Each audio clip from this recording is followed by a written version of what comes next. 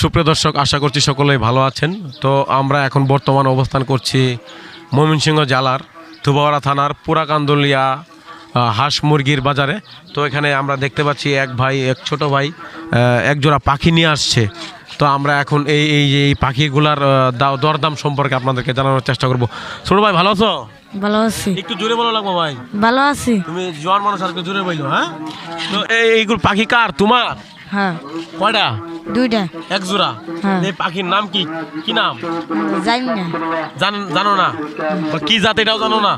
না, তোমার পাখি তো তুমি জানো না এগুলার কি নাম? আমার আন্টি দিছে বেঁচে তো ছোট ভাই, তুমি যে দুইটা পাখি নিয়ে আসছো, জি। এগুলার কি নাম এটা তুমি বলতে পারো না? জি না। তোমার আন্টি দিছে বিক্রি করতে?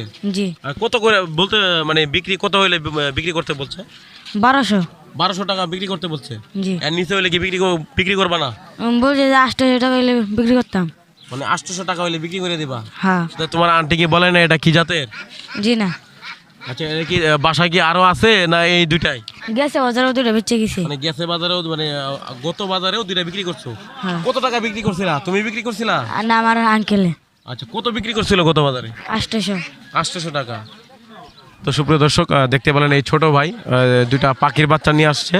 তো এইগুলা কি জাতের সে বলতে পারতেছে না, আসলে খাঁচার ভিতরে আমরাও চিনতে পারতেছি না এগুলার কি জাত। তো সে এইগুলা 800 টাকা হইলে বিক্রি করে দিবে। এই যে দেখেন, আমরা দেখানোর চেষ্টা করছি। এই যে দেখেন, 800 টাকা হলে সে বিক্রি করে দিবে এই এক জোড়া পাখির বাচ্চা।